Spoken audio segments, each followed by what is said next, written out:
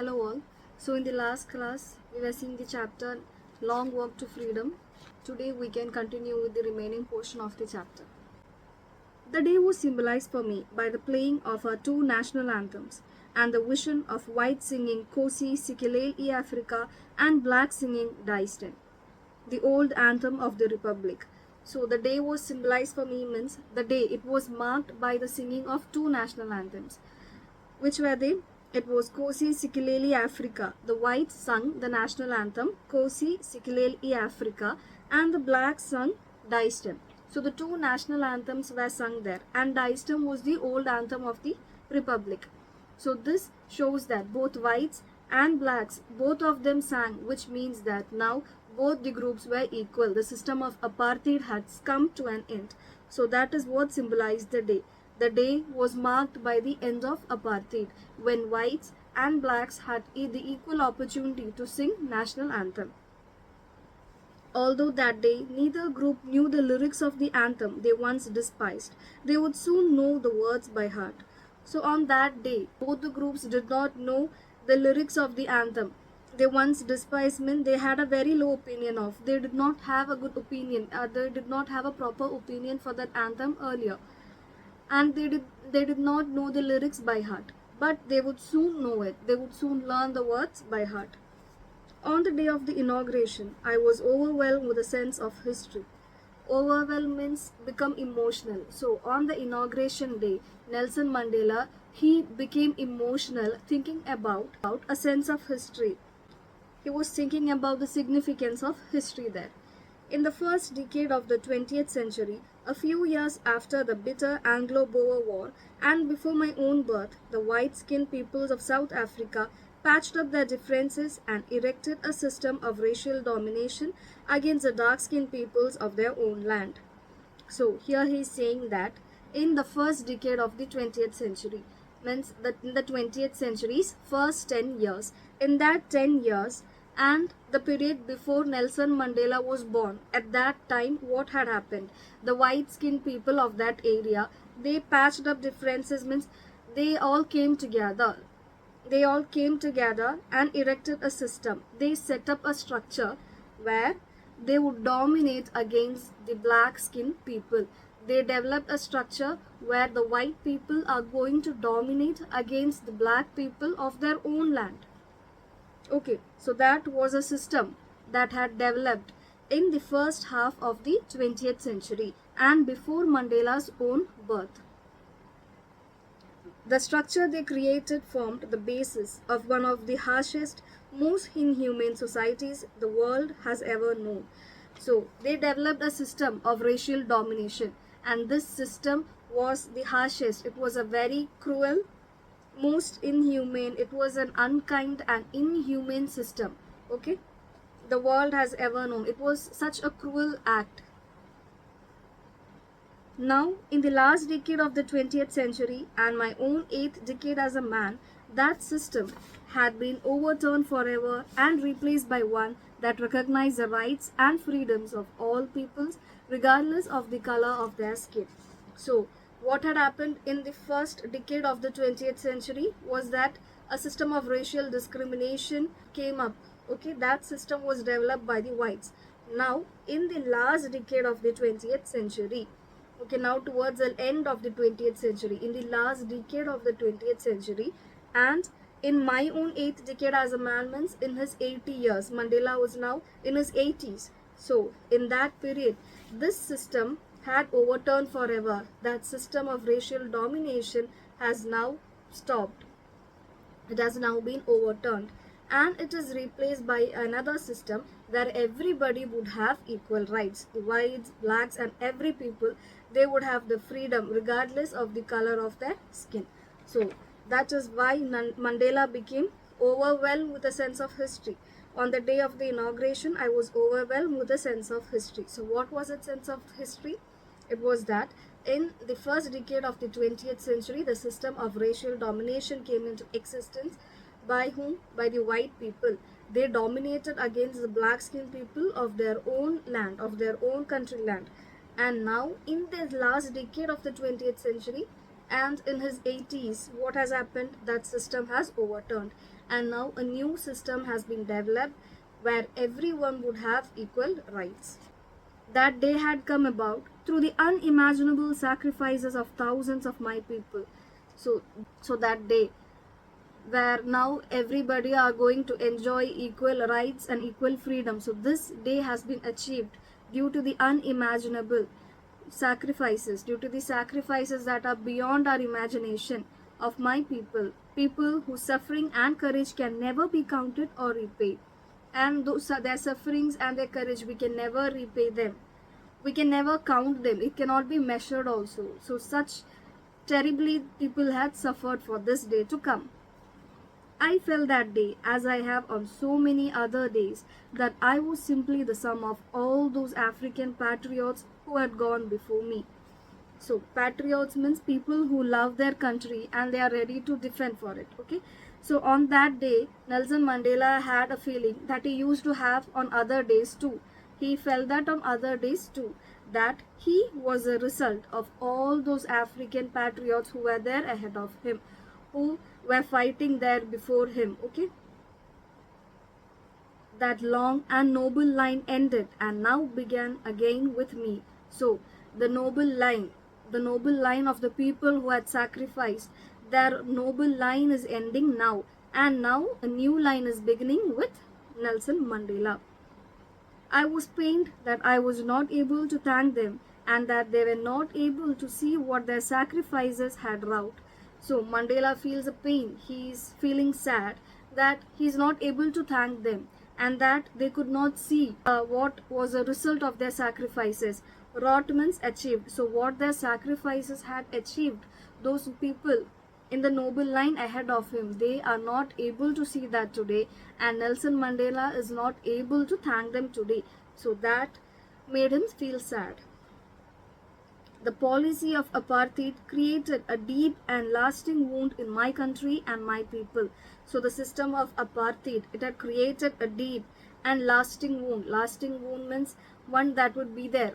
It would stay there. It would not be healed soon. Okay, a lasting wound in my country and my people. All of us will spend many years, if not generations, recovering from that profound hurt. So he says that all of us country people, they will spend years for recovering from that profound wound. Okay, for recovering from that hurt. So the system of apartheid had created a wound in the heart of people. Okay, and they would take years to recover from that, if not generations. They might not need generations to recover, but they might need years to recover from that profound wound. But the decades of oppression and brutality had another unintended effect. So due to the system of apartheid, where the black people, they were oppressed by the whites, what had happened, there was a profound wound that was generated and that would take years to heal. Another unintended effect, another thing happened that was not even imagined. Okay, so and that nobody expected another thing to happen. And what was that? And that was that it produced the Oliver Tambos, the Walter Cecilis, the Chief Lutulis, the Yusuf Dadus, the Bram Fishers, the Robert Sobequis of our time, men of such extraordinary courage, wisdom, and generosity that their like may never be known again.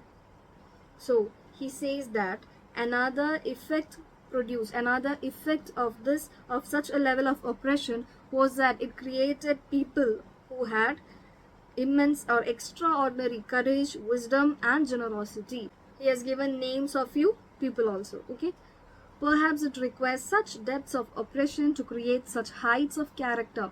In order to create people with such character, like people with extraordinary courage, wisdom, and generosity, Nelson Mandela says that in order to create such people, maybe it would require such depth of oppression. So much of oppression would be required to create such people. My country is rich in the minerals and gems that lie beneath its soil. So Nelson Mandela is saying that his country is rich. It has got minerals and gems that are there beneath the soil. But I have always known that its greatest wealth is its people, finer and truer than the purest diamonds. So Nelson Mandela is saying that his country has got gems and minerals that are lying beneath the soil. But what is the actual, or what is the greatest wealth of the country? It is the people there. They are finer and they are truer than the purest diamonds. So they are more precious than the gems or diamonds. Okay. It is from these comrades in the struggle that I learned the meaning of courage. So from these comrades, from his companions, or from his friends in this struggle, Nelson Mandela learned the meaning of courage from them. Time and again I have seen men and women risk and give their lives for an idea. So Nelson Mandela has witnessed that men and women, they are even ready to risk their life for an idea. I have seen men stand up to attacks and torture without breaking. So people, they would stand up to attacks, means they would suffer so much, how much ever they are being punished, they would not break, which means they would not give up, they would try again, showing a strength and resilience that defies the imagination. Resilience means the ability to deal with any kind of hardship and recover from its effects. So to deal with any kind of hardships means however they punish them, they are ready to face it and they are recovering from that. Okay. So people who had great resilience, strength that defies imagination, that was beyond imagination. I learned that courage was not the absence of fear, but the triumph over it. Here Nelson Mandela is saying what courage is. Okay. He says that courage means it is not that one is not afraid, it is not the absence of fear, but the victory over it, the triumph over it, means a victory over fear. The brave man is not he who does not feel afraid, but he who conquers that fear. So, who is a brave man? A brave man is not one who does not feel afraid. Even a brave man, he can also feel afraid, but what is the difference there? He conquers that fear, he takes control of the fear. So, courage does not mean the absence of fear, it is the victory over fear. Even a brave man, he can also feel afraid, but he can conquer it. He can take control of that fear. No one is born hating another person because of the color of his skin or his background or his religion.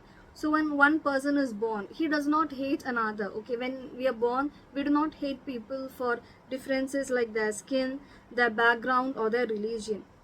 People must learn to hate. Okay, so when we are born, we don't know how to hate another person. We are learning how to hate. And if they can learn to hate, they can be taught to love. For love comes more naturally to the human heart than its opposite. So he says that if they can learn how to hate others, they can be taught how to love others too, because this feeling of love comes more easier to us than the feeling of hatred. When one person is born, he does not hate another person due to the religion, his background or the skin tone. We are learning to hate a person. So if we can learn how to hate a person, we can be easily taught how to love, because the feeling of love comes more easily to our heart than to hate another person. Even in the grimmest times in prison, so even in the grimmest means very harsh, even in the harsh times that Nelson Mandela had spent in prison, when my comrades and I were pushed to our limits, pushed to the last point in our ability to bear pain. So when they were punished so much, we know that Nelson Mandela had spent years in the prison fight against this system of apartheid. So at that time, even in the harshest times that he had spent in the prison, when he was punished so much, I would see a glimmer of humanity in one of those guards. Glimmer means a faint, a small sign of humanity. So when even in the times when Nelson Mandela was punished so much in the prison, he could see a small sign of humanity in one of the guards who were there. Perhaps just for a second, and that slight sense of humanity could be seen in his eyes only for a second, in the guard's eyes. But it was enough to assure me and keep me going. But that was enough to assure Nelson Mandela, man's goodness is a flame that can be hidden but never be extinguished. So, seeing this very tiny glimmer of humanity in the eyes of the guards, what did Nelson Mandela feel? Even that assured him, and it gave him the motivation to keep going forwards, to continue his struggle against apartheid. He felt that man's goodness, the goodness in man, it's like a flame. It can be sometimes hidden. So sometimes we may not be able to see the kindness or the goodness in man, but it can never be extinguished. The goodness in man can never be put to an end. It can never be put to an end completely. Man has goodness in himself. In life, every man has twin obligations. So Nelson Mandela is saying that in life, everyone, they have two obligations. Obligations mean duty. Obligations to his family, to his parents, to his wife and children. So one obligation amongst that two is the obligation to his family, parents, wife and children. And he has an obligation to his people, his community, his country. And another obligation to the people, community and the country. One obligation is to the family and another obligation is to the people, community and the country. In a civil and humane society, each man is able to fulfill those obligations. So, in a civil and humane society means in a place where the citizens are having rights, there are ethical standards, okay? In such a society, people are able to fulfill both these obligations, the obligation to the family and to the society, according to his own inclinations and abilities. So, according to the natural behavior, inclination means natural tendencies of behavior. So according to his own behavior and the ability, that any person living in a good society is able to fulfill these two obligations. Okay, but in a country like South Africa, it was almost impossible for a man of my birth and color to fulfill both of these obligations. But in a country like South Africa, where the system of apartheid was prevalent, a man, he could not fulfill both these obligations. In South Africa, a man of color who attempted to live as a human being was punished and isolated. So in South Africa, if a colored man, means of a black man, if he tried to live a basic normal life like others, if he wanted to live like a normal human being, what would happen? He would be punished and he would be isolated. Isolated means when somebody is kept apart from others, when we make someone feel alone, and he would be isolated. In South Africa, a man who tried to fulfill his duty to his people was inevitably ripped from his family and his home and was forced to live a life apart. So, if he tried to fulfill his duty to his people, what would happen? He was inevitably ripped from his family. He would be forcefully separated from his family. Inevitably means unavoidably. If he tried to live a normal life, if he tried to fulfill his duty to his people, he would be forcefully separated from his family and his home and was forced to live a life apart, a twilight existence of secrecy and rebellion. And he would have to lead a life that is like a twilight existence of secrecy and rebellion, means it is a hidden or an uncertain half secret life. So he would have to live such a life, okay, and he would have to fight against the authorities for his own freedom. I did not in the beginning choose to place my people above my family, but in attempting to serve my people, I found that I was prevented from fulfilling my obligations as a son, a brother, a father and a husband. So Nelson Mandela says that in his mind, he did not have a plan to choose to live for the society instead of living for his family, or in his mind, he did not have a plan to choose his society more than his family. He did not have such a plan. But when he was trying to serve his people, he was prevented from being close to his family. He was not able to connect with his family. I was not born with a hunger to be free. So he says that when he was born, he was not having that drive in him to be free. I was born free in every way that I could know. Free to run in the fields near my mother's hut, free to swim in the clear stream that ran through my village, free to roast mealies under the stars and ride the broad backs of slow-moving bulls. So he says that when he was born, he did not have the drive to be free. He was born free in the ways that he wanted. So what was that? He was free to run in the fields near his mother's hut, free to swim in the stream, free to run through his village, free to roast mealies. Roast mealies means roast corn under the stars, and ride on top of slow moving bulls. As long as I obeyed my father and abided by the customs of my tribe, I was not troubled by the laws of man or God. So he says that as long as he obeyed his father and the customs and abided means and followed the customs of his people, of his tribe means of his people, he was not troubled by the laws that were made by God or made by man. So what is enough to live was that he would follow the customs of his people and he would obey his father. It was only when I began to learn that my boyhood freedom was an illusion. So his thought of freedom was an illusion. Illusion means it was a false belief. When I discovered as a young man that my freedom had already been taken from me, that I began to hunger for it. So he says that his dream or his thoughts about freedom was just an illusion. When he moved from boyhood to adulthood, he realized that already his freedom has been taken away from him. And then what happened? And then there was this hunger for freedom within him. At first, as a student, I wanted freedom only for myself. The transitory freedoms of being able to stay out at night, read what I pleased, and go where I chose. So, at first, when he was a student, what happened? He wanted freedom for himself only, and that was a transitory freedom. Transitory freedom means it was not a freedom for a long time. It was existing only for a short time, not a permanent thing.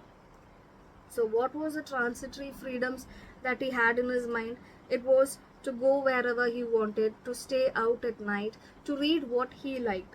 So as a student, this was what freedom for him meant. Okay.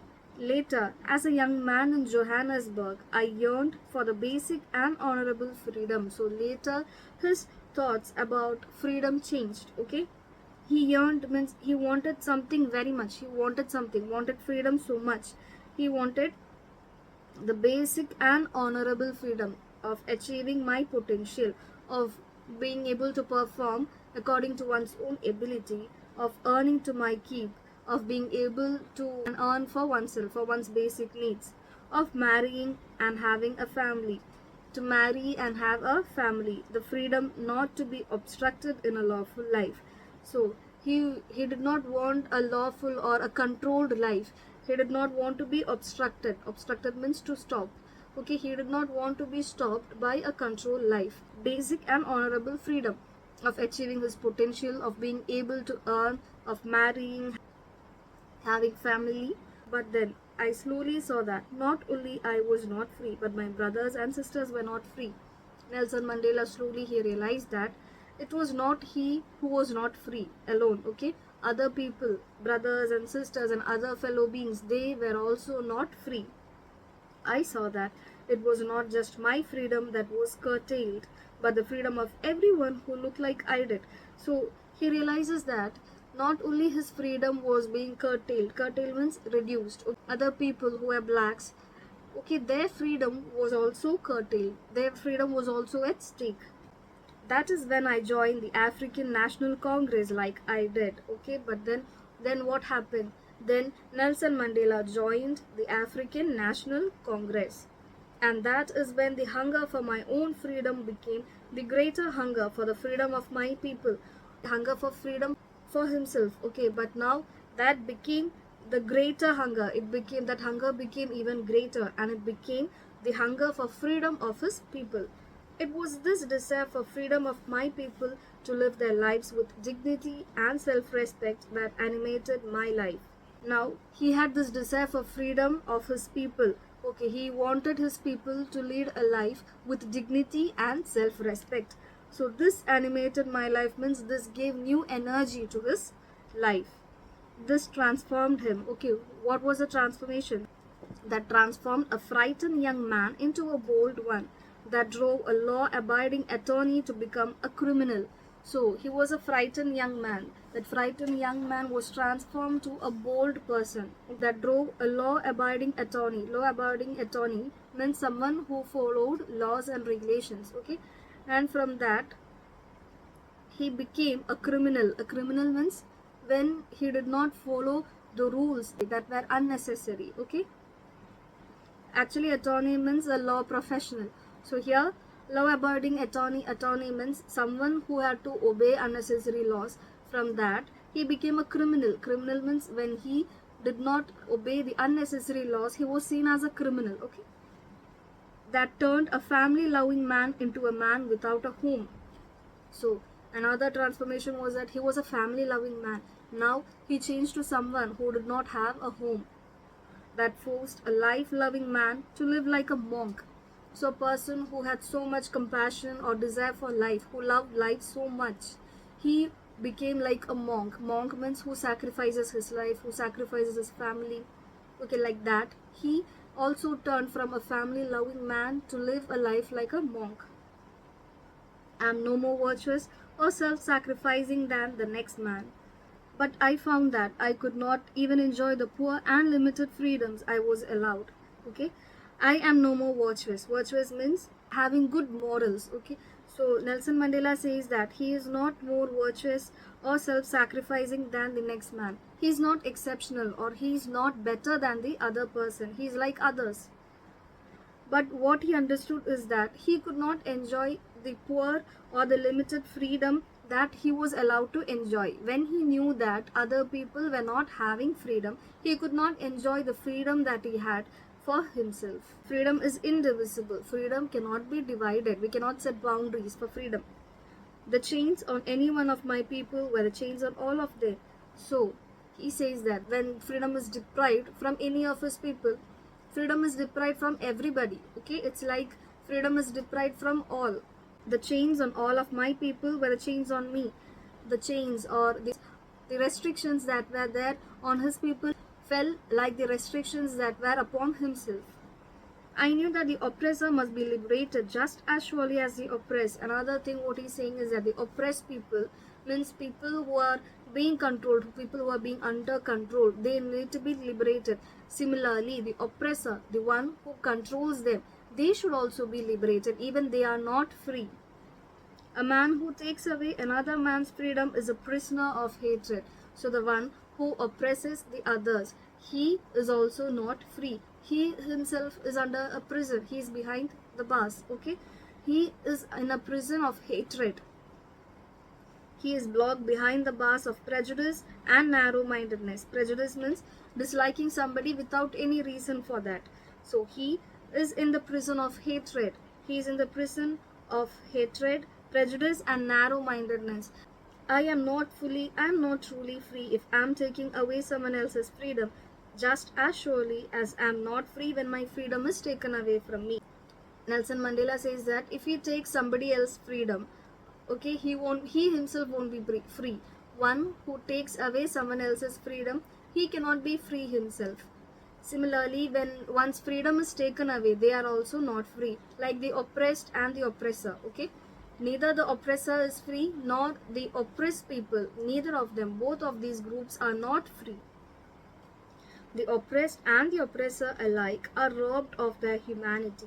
Their humanitarian values or lives are taken away from themselves. That is it about the chapter. Hope all of you would have understood.